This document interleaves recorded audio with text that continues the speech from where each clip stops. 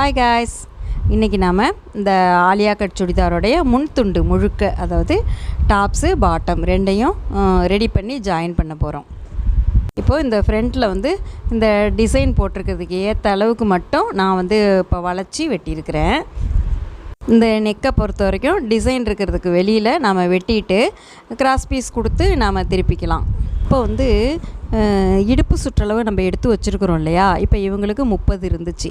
அந்த இடுப்பு சுற்றளவை கீழே நாம் வெட்டுவோம். இந்த அளவுக்கு செஞ்சதுக்கு அப்புறம் சொன்னால் நல்லா புரியுங்கிறதுக்காக தான் நான் இப்போ சொல்கிறேன்.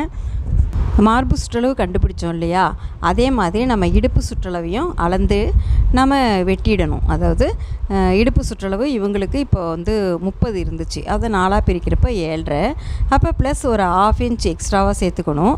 அது இல்லாமல் இன்னும் ஒரு 1/2 இன்ச்சும் எக்ஸ்ட்ராவாக சேர்த்துக்குங்க.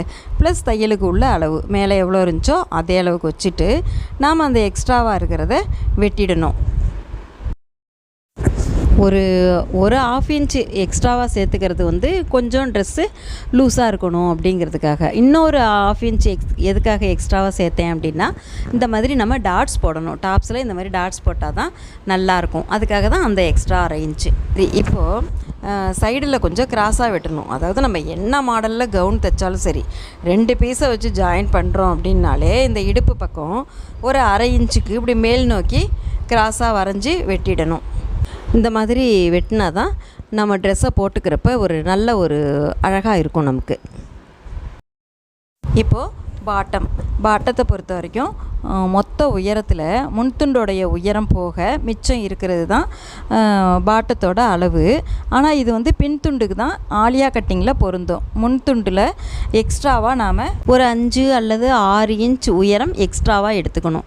நம்ம மேல் நோக்கி எந்த அளவுக்கு டாப்ஸில் வெட்டியிருக்கிறோம் அப்படிங்கிறத பார்த்துட்டு அதை விடவே ஒரு 2 இன்ச் கூடுதலாக உயரம் நாம் இந்த ஸ்கர்ட் பீஸில் எடுத்துக்கணும். சரிங்களா? இப்போ அந்த பின்துண்டு எந்த அளவு இருக்குதோ அதே அளவுக்கு முன்துண்டில் கோடு மட்டும் நாம் வரைஞ்சிக்குவோம்.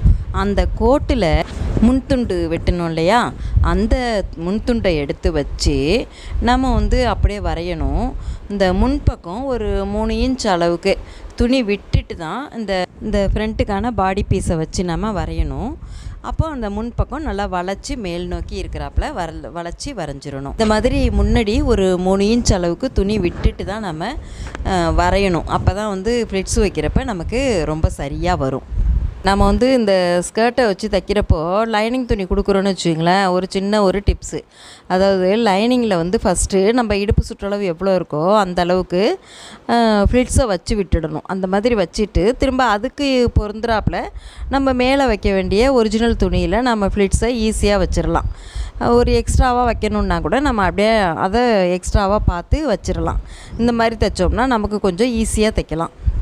இப்போ இந்த முன்பக்கம் தைக்கிறதுக்காக நம்ம வளைச்சி வெட்டணும் இல்லையா, அதில் நம்ம ஸ்கர்ட்டை வந்து ரெடி பண்ணி வச்சுருக்குறோம். இப்போ இது ரெண்டையும் ஒன்றா வச்சு நம்ம ஜாயின் பண்ணிடணும். இப்போ என்ன செய்யணும்னா, இந்த டாப்ஸ்க்கான போர்ஷன் இருக்குது இல்லையா, அது வந்து எப்போயுமே கீழே இருக்கணும். இந்த பாட்டம் பீஸ் இருக்குது பாருங்கள், அதை தான் நம்ம மேலே வச்சு தைக்கணும். அந்த வளைவு திரும்புகிற இடத்துலலாம் கொஞ்சம் நிதானமாக பொறுமையாக தான் நம்ம தைக்க வேண்டியிருக்கும். சரிங்களா? இப்போ நம்மளுடைய இந்த ஆலியா கட் சுடிதார், அதாவது ஃப்ரண்ட் சைடு வந்து முழுமையாக ரெடி ஆகிடுச்சு. கைக்கு கழுத்துக்கு எல்லாம் நான் ஹெம்மிங் செஞ்சுருக்கிறேன்.